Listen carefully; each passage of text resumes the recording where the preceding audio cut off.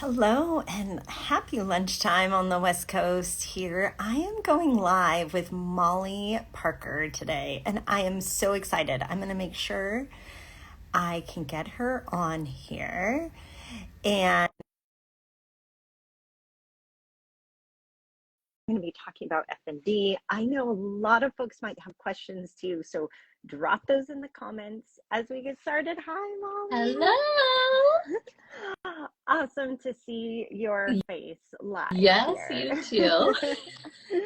And we've got lots of folks joining us here as well. I'll try to stay on track of the chat and questions and all of that. And I just want to thank you so much, Molly, for joining Yeah. too. Oh my gosh, are you kidding? Of course. I feel like, well, first we have to say we go way back, Mhm. right? We When I was do. putting together the timeline, I was like, is that for real? 2017? Yeah, Oh my yeah. It's goodness. been a Yes, while. it has been a while. So I think that's the first thing that I kind of wanted to share with folks that are watching this is to have you share your story and even how we got connected. And of course, as little or as much of it as you want to share too. I know it can be hard to share a lot of the details of these stories Yeah. because there's a lot in there. So yeah, share a little bit of your story Yeah. for people. So my name's Molly Parker. Hello, everyone. Oh, I see Julia. Hi, Julia. I saw Sarah in there too. So my name's Molly Parker. I am a physical therapist by trade, and I ended up getting into concussions because of my own. So I was gosh, it was 2011, and I was on a busy street corner, and a driver fell asleep at the wheel and drove into the crowd, and I didn't run fast enough, as it turned out. And then, yeah, had a concussion, didn't know what they could turn into, and I just turned into the horror story. Like, I had the vision, vestibular, autonomic stuff, memory, kind of everything you could have. And at that time, no one knew what to do with it, and no one knew what to do with me. And I didn't have the language to explain what I was experiencing, or even how to communicate that it was how bad it was. And I also remember thinking, I know it's bad enough and I can't just take a day off work. So, like, what am I going to do? And it was a really tricky place to be in. And then, within the first, gosh, I would say 9 months, I developed the movement disorder, which is why Julie is like my forever angel because they actually knew how to treat it. But yeah, I developed a movement disorder. My left side started to get really weak. I started to have involuntary movements, most of which I would hold in. So I just felt awful, but I looked pretty normal. And so I didn't know how to explain that to people. And a lot of it wasn't the stuff that you could pull out with typical testing. It needed more specialized testing. Yeah, and I just, I ended up permanently disabled, being told that was it for me. Not able to work. I was home with my family in Washington. If I got dressed, that was a good day. And granted, I'd finished a doctorate. I was active every single day. I've been active since for as long as I can remember. I've worked since I was 12, So it's just like it was a big shift, and it was really hard to find care, especially for the movement disorder piece. And that's kind of where Julie and Re+active came in. And yeah, 2017, I got through it. I got to you guys. I think I've told you this, but I got to you guys because I was at a clinic. It didn't work out, but I got some cognitive stuff back. And then cognitively, I was like, oh, I have a sensory motor disorder. So then I reached out to people, and they're like, oh, well, this is the queen of sensory motor disorders. And it was Nancy Bill. And so Nancy was messaging back and forth, and she was lovely. And she's like, why don't you come see me at this conference? And then she messaged me that day. She's like, the conference finished early. Why don't you just come and share with everyone, and we'll see if we know, like, what this is. And so I shared on stage, like, shaking, does anyone know what this is? And someone from Re+active was in the audience, and the rest is history. The rest is history. Uh-huh. That's our love story, Molly. And all of Yes. that. But you're right. And I just think, oh my gosh, since 2011, things have really evolved in the Oh gosh, concussion yes. world and in functional movement disorders. And at the time, even Nancy Beal was my mentor, Oh, I and didn't has know been, that. yes, she Oh, was one of the first people to research and teach about dystonia. yeah. And so, and movement disorders, I see some questions in here, can include everything from tremors to dystonia to jerky movements to just uncontrolled involuntary movements. Mm-hmm. And it was not something Nancy Beal knew a lot about either. So we were all learning together back in Yeah. 2011. So, Yeah. yeah, somebody is asking the last name Beal, BYL. She's now retired and she's a leader in the physical therapy world. She was at the University of California at San Francisco Mm-hmm. and has done a lot of research. I share her articles about dystonia all of the time because I still think they're very uh, game changing, because she is one of the first people that kind of took a more holistic view Yeah. even of dystonia, but I think we can relate that to many things like concussion and FND. Yeah. Um, so, oh, thank you. Somebody's saying my voice goes out if I lean back. Will you let me know, Molly, Yeah. if my sound gets a little funny? I move a lot and I do have my headphones in, but I wonder if they are not Yeah. connected. But thank you for that feedback. So, so we met in 2017 and you did our very first intensive where we were Mm-hmm. working with PT and OT together to really work on the movement disorder Yeah. piece. Yeah. Yeah. It Yeah. was incredible because at that time it felt so terrible all the time. And it was like, even at rest, it was always just, it's like when you have restless leg times a bajillion throughout your whole body. Yeah. And it was so uncomfortable. And I remember going for the first week, and first I could tell, because sometimes you can just tell that you're with someone who gets it. Like, you don't fully get it, but you're like, I can tell they get it. And that's how I felt. And we did just a little sensory work, and it was like immediate. And I was like, oh my gosh, finally.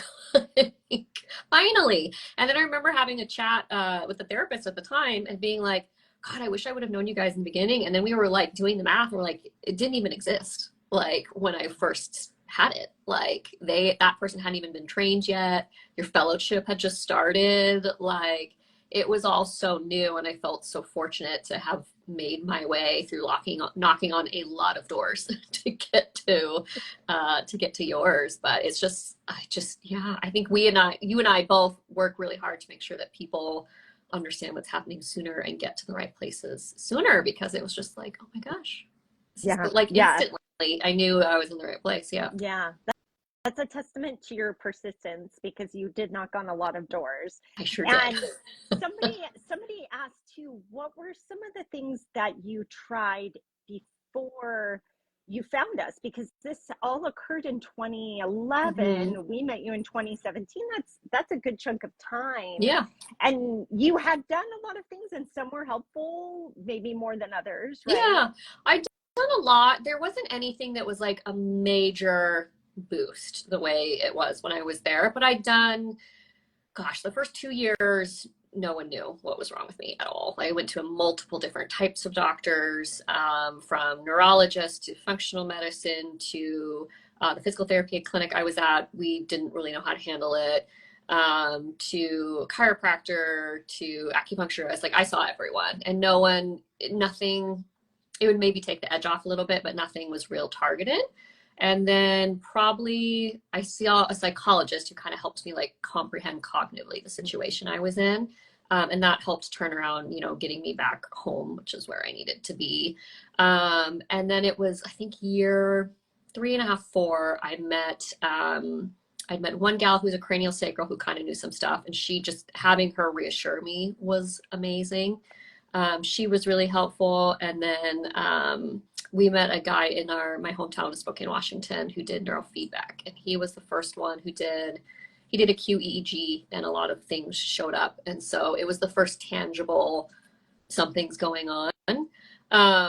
Knowing what I know now, I should have been in like vestibular therapy and vision therapy and physical therapy with someone who specialized in concussion. They were all things very much directly who could treat my symptoms. I just didn't know it, and neither did anyone else. But some people had little pieces, and some people got it enough and it hurt enough to know it was an issue. And I started to meet some of those people.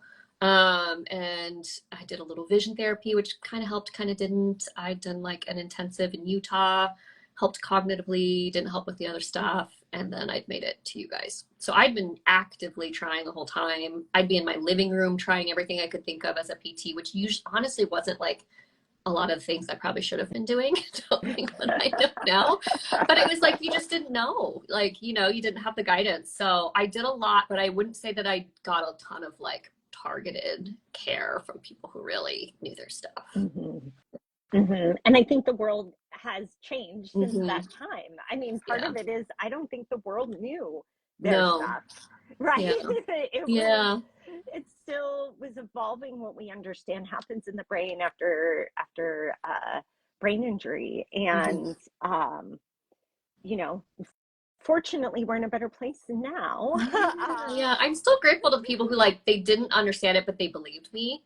Those people, like there was a few of them that like I really hold near and dear to my heart because they did their absolute best. But yeah, it's just no one really knew. No one really knew. And I remember one thing that in those 4 weeks when you worked with us, one of the things was to stop suppressing or holding in the movements. And I remember talking to our team about that and going, yeah, this is because you explained what it feels like to hold it in, which was so unhelpful. And it takes a lot of cognition to even manage that, right? And sometimes I have other people ask, should I just like try to suppress this or even like get rid of it? And that actually is not really the pathway. And I think you actually brought that wisdom to us though, Molly, because you described how hard it was to hold it in. And we were like, that's not helpful. I'm like, it looks good, but it doesn't feel good. Right. They feel bad in different ways, but the holding in is definitely not, it's not like, okay, it's just you feel awful. Still, you just look more like moving typically kind of thing. But no, it did not. No. And I honestly didn't even know I was doing it until I'd gone to like one healthcare provider and he just kind of like brought them out and my whole body started to shake and I was like, oh my God. And then I learned I could actually let them go and hold them in. But initially my body learned to hold them really rigid right away. Yeah. Wow. You've learned so much, but I feel like you've taught us so much. Somebody is asking too, just with your symptoms, did they also include some balance issues?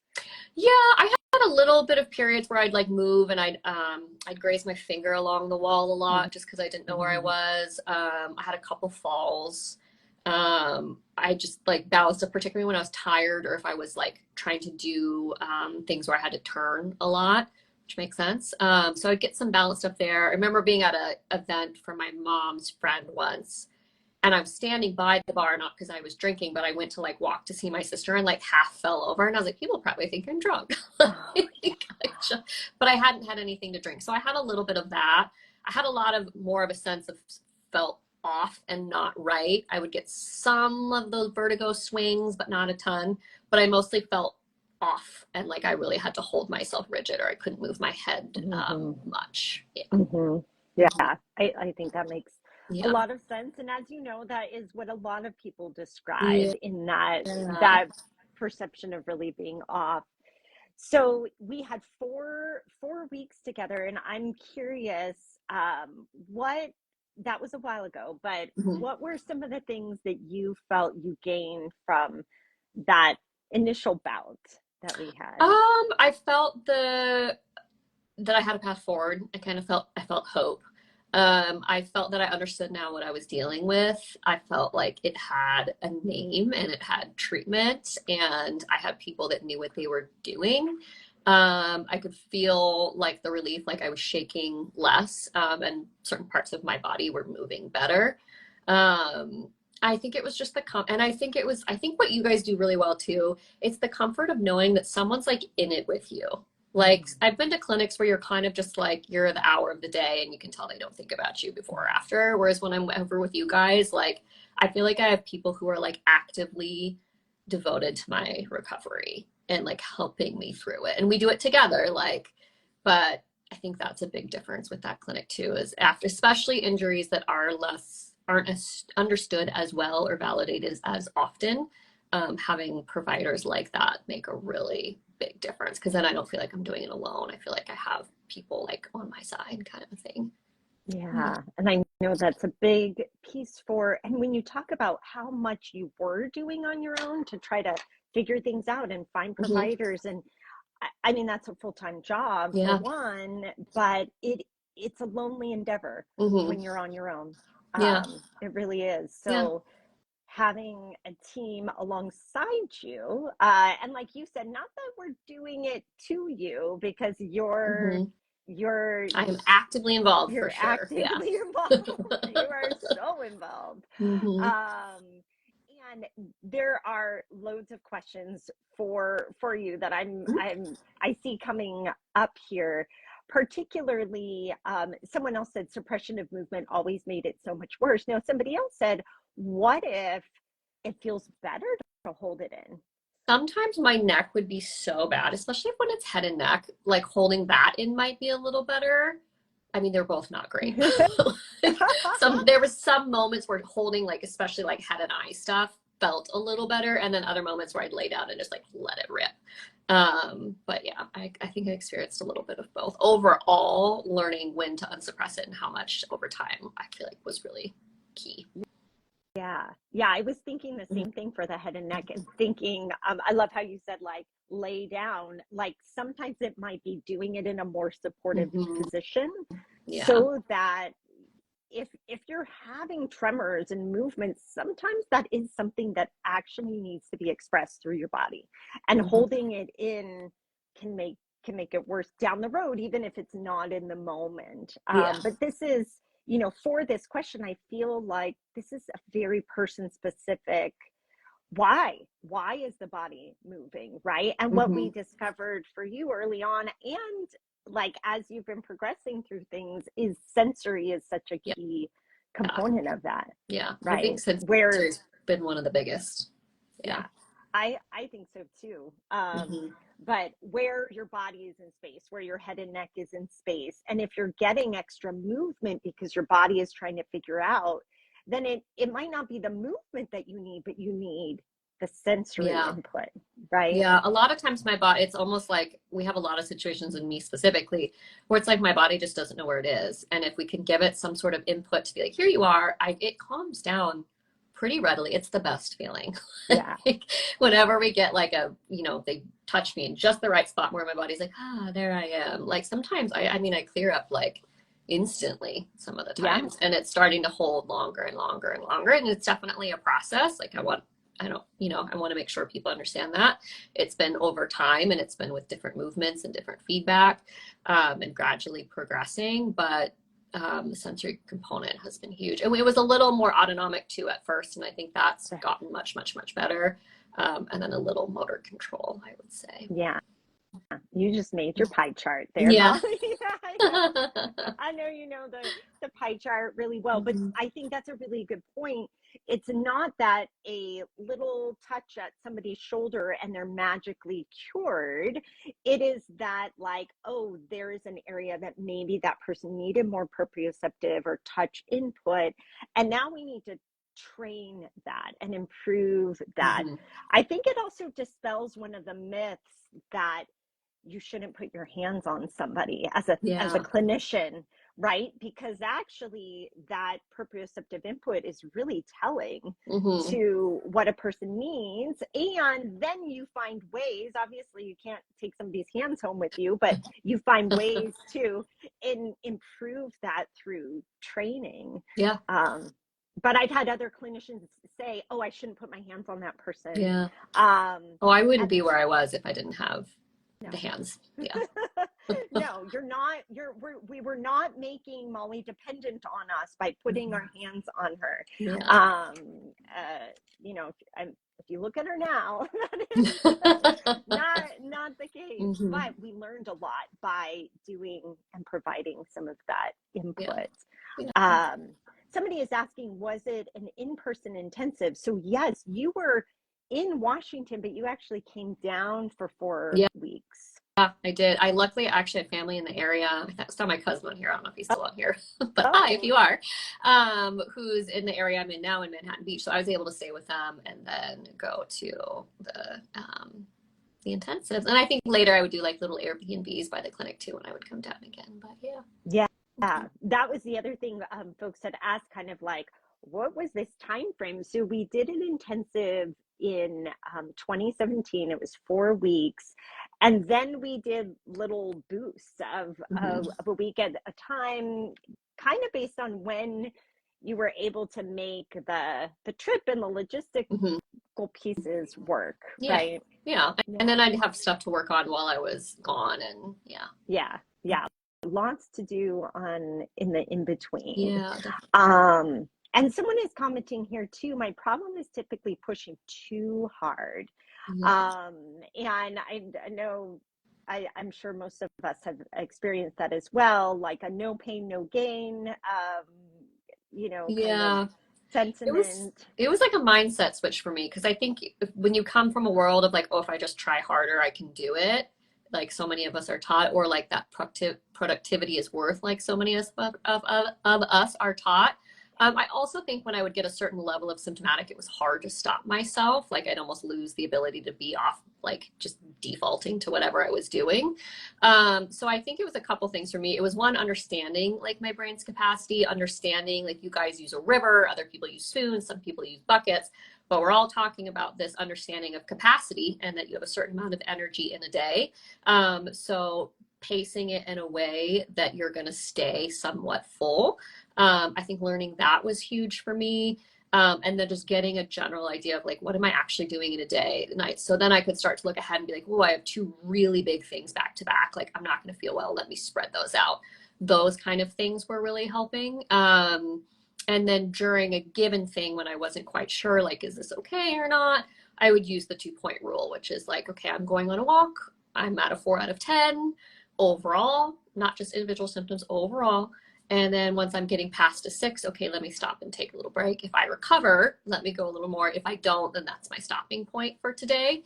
I think people have also mentioned quite a bit like delayed symptoms. And I think if that's you, one, always take a look at the neck, because I feel like the neck is a little like, I'm going to pop up later kind of a thing. And so I found like if you're one of those people, the 2-point rule is a little less effective just on a day-to-day. It might be in rehab. Then that's when I really go back and say like, okay, what's my whole week? I've got a lot of big stuff, maybe some little stuff. How can I spread it out? Okay, I spread it out. I did okay with that. Now I have my baseline. Now I can slowly increase from there, rather than trying to do what you can, getting worse, and then going back to it. Start with like getting a sense of it. Okay, that was right amount. Oh, that was a little too much. And then decrease or increase from there, more of a global view. I found that helps for like the delayed symptoms folks, but I think that can be tough. Yeah, well, I think you just answered like 5 people's questions. I saw them coming in, and I was like, good, noted, noted, like, noted. 2-point rule. And folks are also asking about the autonomic piece. So POTS is so common with concussion or other forms of dysautonomia. And you mentioned the neck too, and there can be some correlations there as well, because we've got a lot of sensory information coming through our neck that influences our autonomic nervous system and POTS. And so I wonder if you can chat a little bit about how you've managed and how you have also helped control and improve some of the autonomic symptoms. Yeah, the autonomic symptoms were tough. And so for anyone that doesn't know what we're talking about, POTS is postural orthostatic tachycardia syndrome. So concussion in particular affects the autonomic nervous system. So that's like our rest and digest and our fight and flight. And sometimes we can get stuck in kind of that hypervigilant, I'm in danger state, even when we're not. And some of the conditions that can arise in general can be POTS. And so that's this might be you if you're someone who gets really faint standing up, if you're in a shower and you just feel like you went to war after you got out, if you're losing consciousness, things like that can, like difficulty with exercise, things like that might be something where you would want to screen for it.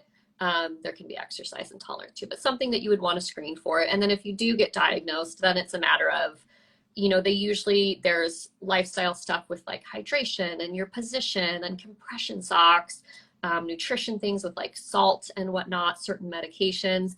But I think the piece that's missed a lot in people is there's rehab. And that's what was the kicker for me, is I don't think had I just like adjusted my position and had salt and a lot of water, it would have resolved. It was training my autonomic nervous system to know how to regulate, from a base level and then slowly building it back up. And I honestly don't feel like I fully have a grasp on how to do that. I think you guys do that well. And I was just like along for the ride because I'm like, I don't need to know at this point. You just do your thing and I will do what I need to do and I'll give you feedback. But I felt like we worked a lot on like regulating my autonomic nervous system throughout, understanding what position I was in, gradually progressing, sitting to standing, to up and down, because that's really hard. It was a lot of gradual work. And then me managing, like stress and doing regulation as I needed. You guys gave me bubbles. I literally have bubbles right here. In my little sensory drawer.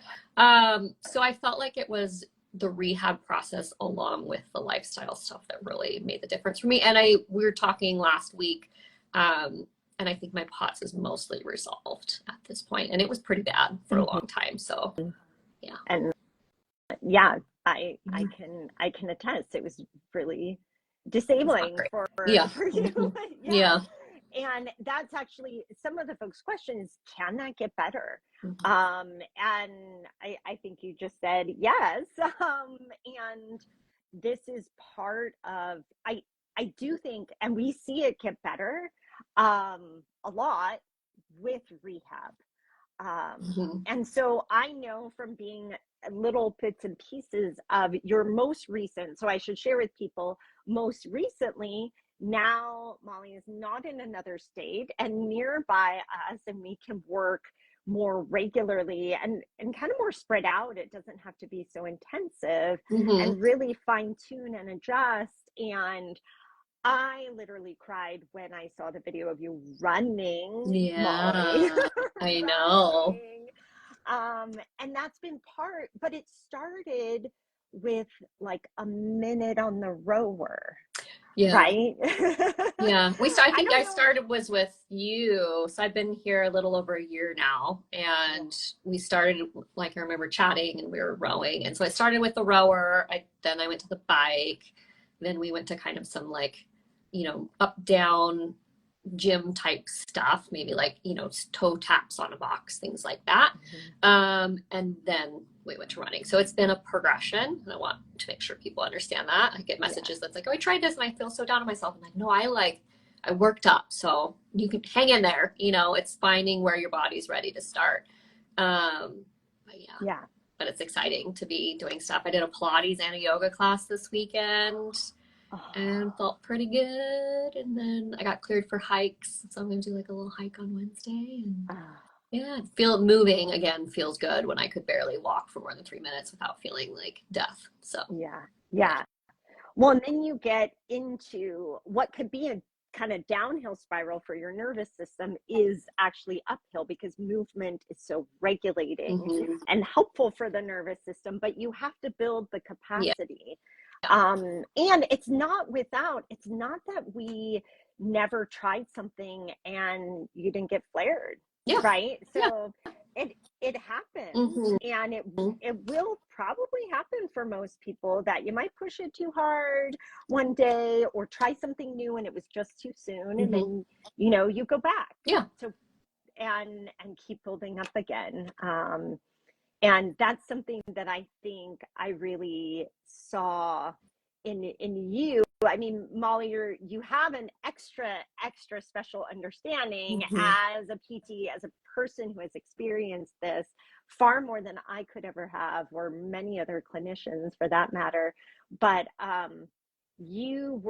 have been able to go, oh, wow, okay, that flared my symptoms. Let me check in. Let you, like you said, you have your sensory drawer there of Mm-hmm. things, but then, but not let that stop your forward Yeah. progression in some I think way. it's just all part of it. And usually what I tell people is it's like, at any given day, it's like, oh gosh, this is never going to get better. Oh gosh, this is going great. Like it can be such a roller coaster, and it's really, really, really important to zoom out, like to look at the overall picture. Overall, are we progressing? Because it's forward and back, up and down is totally normal. That's part of rehab for almost anything. So if it's just understanding big picture, am I actually kind of going in the direction I want to? Or if it is just you're up and down, up and down, up and down, up and down, and you're not really getting anywhere, then it's like, okay, we need to take a look at this and figure out like what's happening. And usually when you're with good clinicians, they pick that up pretty darn quick. I don't feel like I had that experience with you guys. I had that experience at other places. But I can give you all feedback with like, this is how this went, this is how that went, and we adjust accordingly and off we go. Doesn't mean I don't have like up and down days, because that's really normal. And I've kind of scheduled my work schedule around that. But it is progressively improving. And we hope, will improve all the way. So, Yeah. yeah. Yeah. I think so. And there's a lot of questions kind of surrounding like, does it improve completely? Does a person recover completely? Do they get rid of all of their symptoms so they're fully gone? And I think I never use absolutes, Mm-hmm. right? So I never say never, but I don't think in life there's any guarantees that everyone with a concussion will recover completely and never have symptoms again. Mm-hmm. So maybe my gray area is not, it's not good for marketing. I Mm-hmm. think people would like to have one answer, but I think it's the Yeah. reality. We each have such a unique nervous system, but have I seen people be able to fully return to professional sports without symptoms, and really feel like they're not living in that kind of post concussion symptom state anymore? Yes, I Yeah. have. Yeah. I've talked to a um, lot of those people where they feel like it's a thing of the past. And maybe if they're really stressed, they might notice it a little bit, but otherwise they're good. And then I talked to other people who are like, I'm like 90% of the way there, and that's good for me.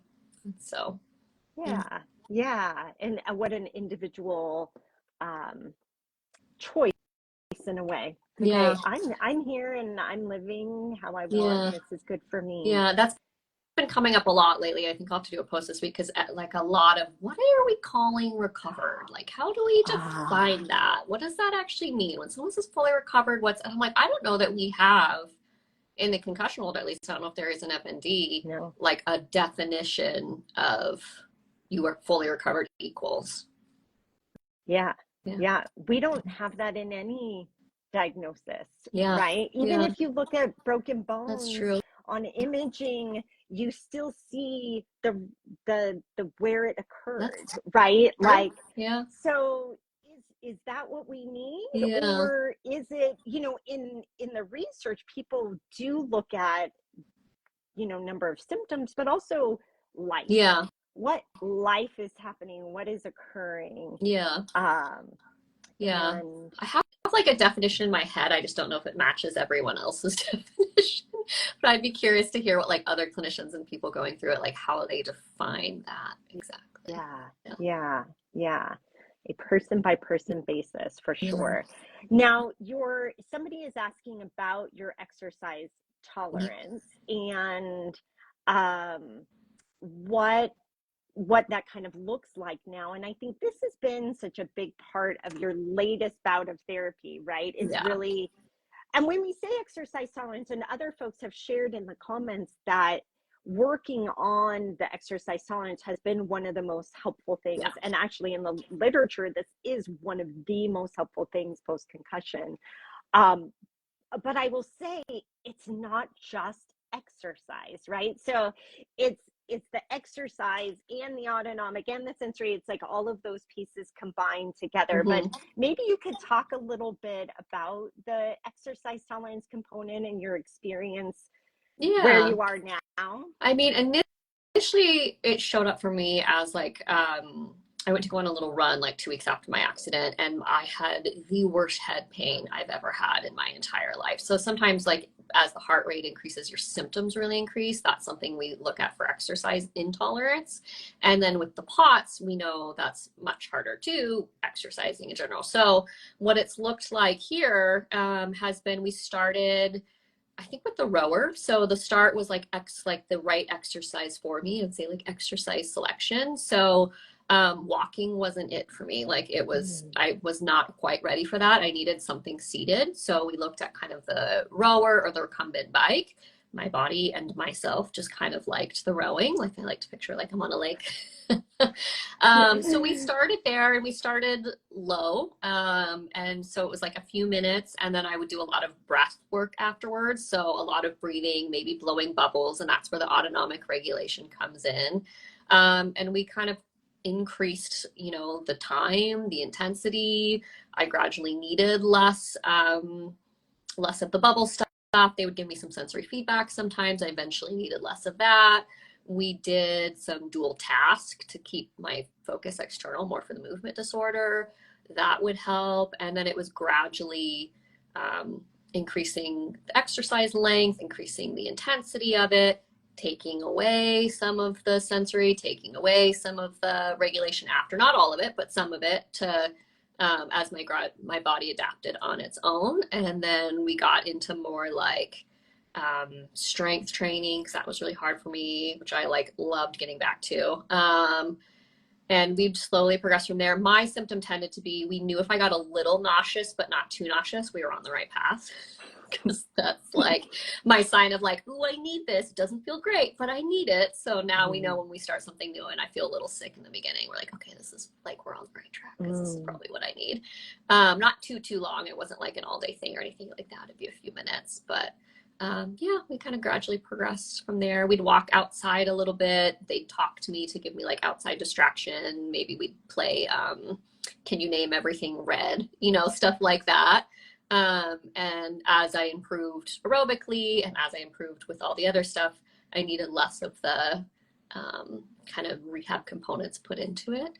And it's just kind of progressed like that. So even with the running, we started at 20 seconds with some sensory feedback, and now I'm at 3 minutes with no sensory feedback, but I do regulation afterwards, and it's just gradually building like that.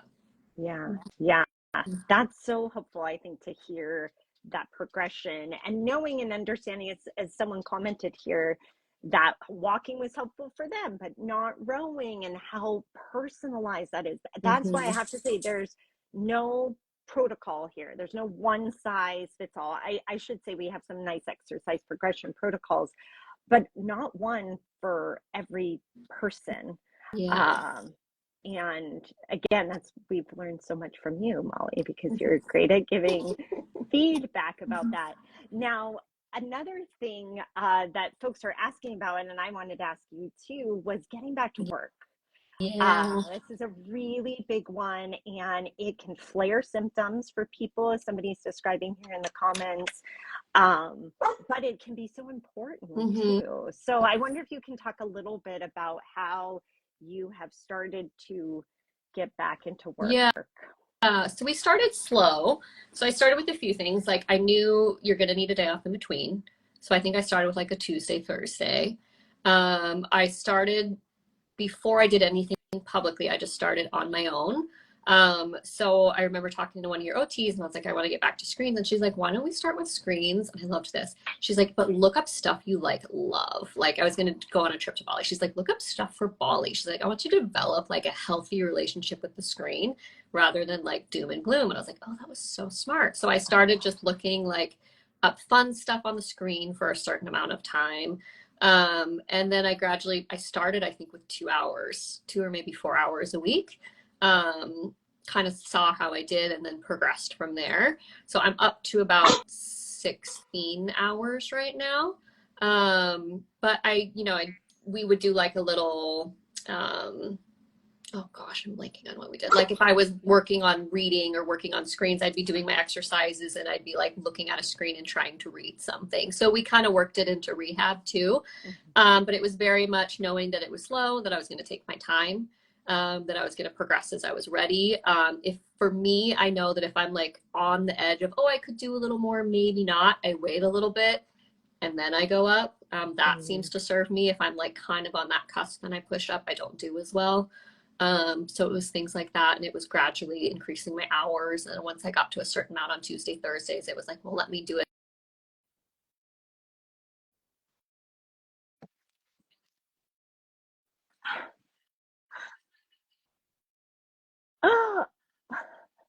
Came in. Lost my train of thought. What was I saying? You were you've been progressing your hours, like you Oh, started yeah. Tuesday, Yeah. So I Thursday. progressed my hours like that. So now I'm at Monday, Wednesday, Friday at about 5 hours. And then I can decide, do I want to do 6 or do I want to pop like an hour onto Tuesday or Thursday? And that's kind of how we're progressing. But I did a little like work hardening on my own at home, kind of mimicking the tasks that I would need to do. And then I waited till I felt a little bit more robust to bring in like other people. So for me, that was just getting back on Instagram. But so I started with more of a controlled environment and then I moved up to where other people were involved. But I got really clear on like what my boundaries were and when I knew to stop and all of those kind of things. Mm-hmm. Yeah, you are so good at that. Again, I feel like I learned from you. Well, Somebody now was I'm just asking like, about I'm not doing this again. so, no, so I right, like hold it right. with an iron fist. Yeah. And sometimes it takes going over the other side to find that boundary, right? It sure does. It does. Yeah. Um, well, there's so many questions in here. Somebody is asking about the blowing bubbles, and I feel like I get that question a lot because we love blowing bubbles so much. What have they been helpful for you? So we use it for like autonomic regulation. So usually like a lot of times we're doing autonomic stuff, a very quick, easy, accessible way for everyone is through the breath. So it's slowing down the breath, you know, inhale, longer exhale if you can.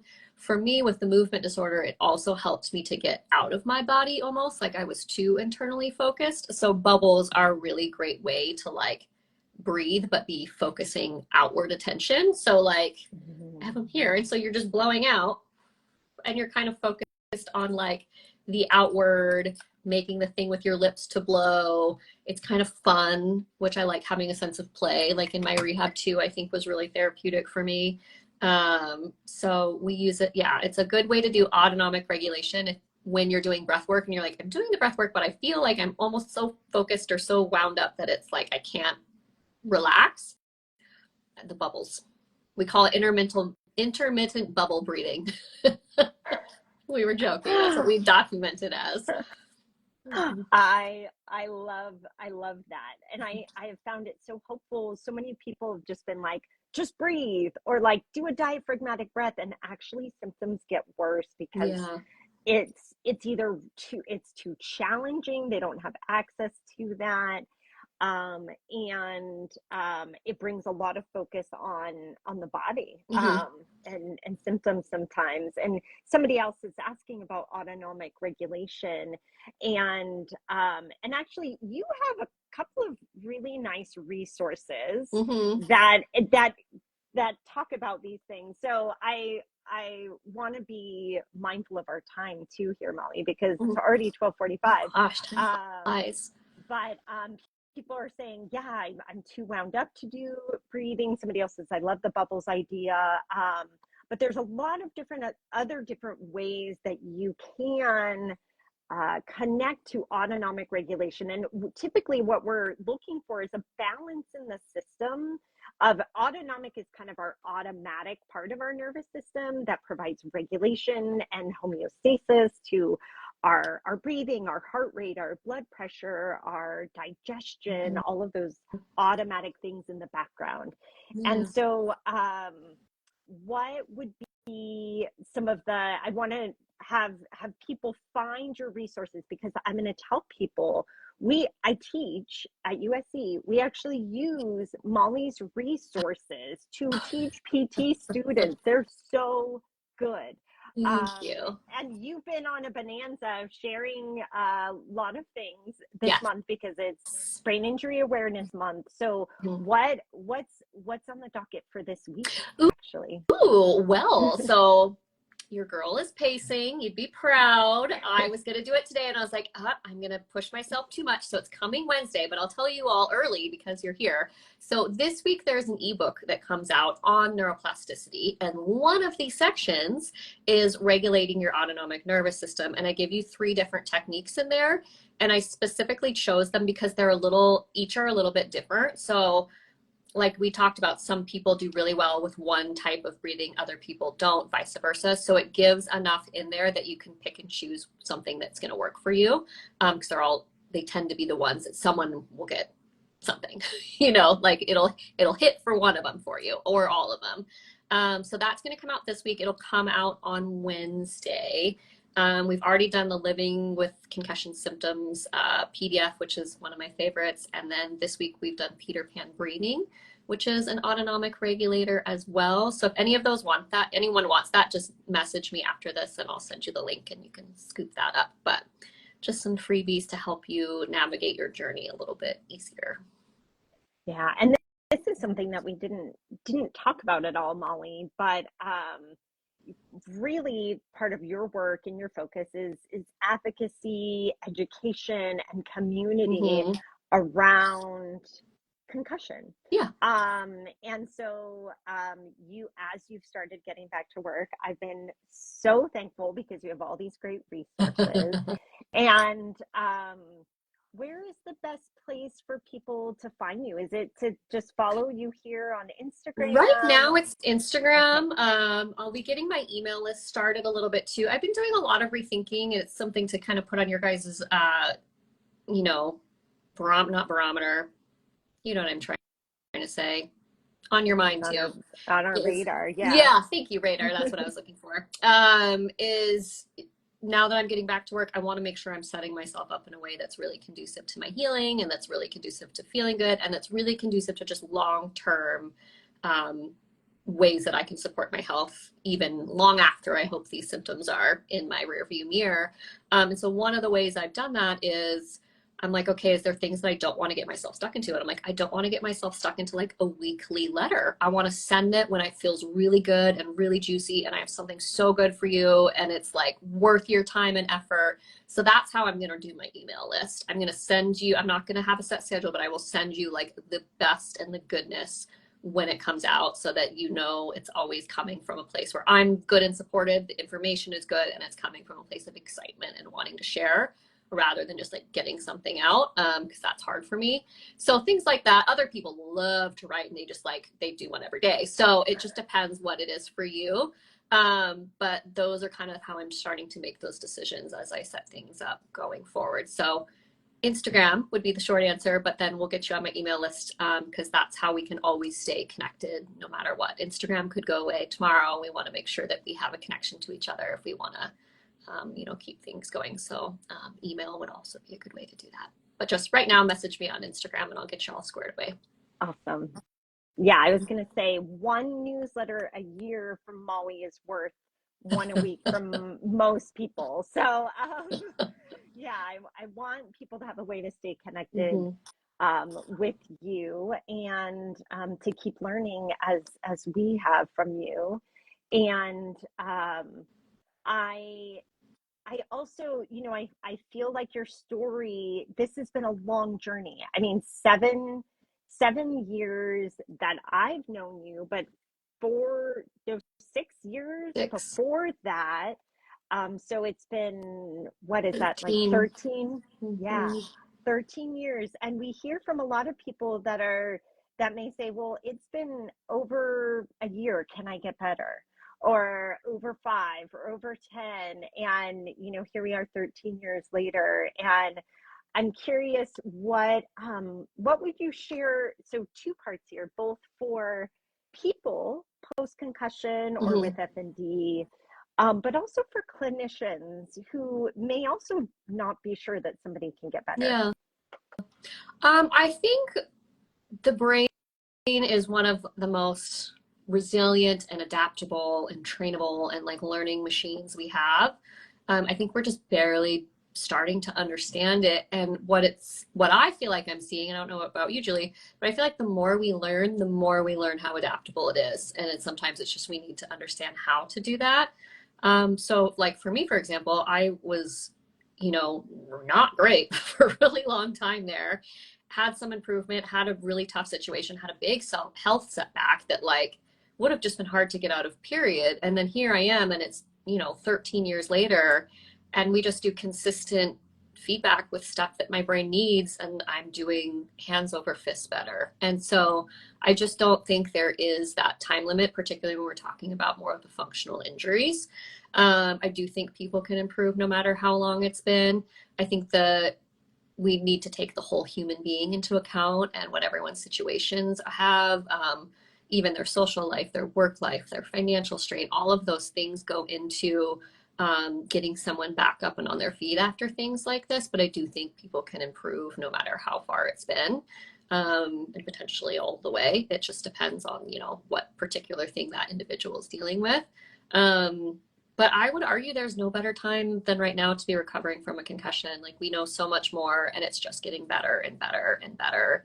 And I'll be curious with the research, particularly into concussion. Like, does, the adage is, the sooner the better. And I think that's true to a degree. But I was on a call the other day with a professional, and they were like doing some vision and vestibular stuff. And I'm like, there might be some data that it doesn't really matter how long. It's just when you've gotten it, or like how much maladaptive things maybe you've developed. So I don't know. I'm really interested to see where that goes, but I think there is nothing but kind of hope that it'll continue to improve, to be honest. That's what I think. I'd be curious to hear what you think. I feel like you're like the master. I mean, I 1000% agree. And I feel like I read and learn something new every day that I go, ooh, this would be another thing that can help this person or that person. And because what we're learning again, like about the adaptability of the brain and body, it's limitless. Yeah. It really, and I think we are just starting to understand it. I'm like, I can only imagine what we understand now versus 20 years ago. I can only imagine what it's going to be in another 10 years. So I feel pretty hopeful about it. Yeah, I do too. And I think that's a message for clinicians as much as for therapists. I hear from a lot of clinicians that get kind of overwhelmed with the complexity of, oh, well, there's vestibular and there's this visual thing and there's sensory and there's autonomic. And actually, when you work with a person as a whole, those things overlap and come together in kind of a beautiful way. I think so. And it is complex, but it is, one piece at a time can really be helpful. I agree. And I think there's so many clinicians like you and other ones out there that are so adept in it now that there's people you can learn from. Like we don't have to invent the wheel anymore. There's people who've kind of figured, a lot of these things out. Not that there's not more to learn or that anyone's ever got it all. But I think there's really help for clinicians who are wanting to learn more and wanting to know how to integrate that better, because I completely understand why that would feel overwhelming and a little confusing. So, or more than a little confusing.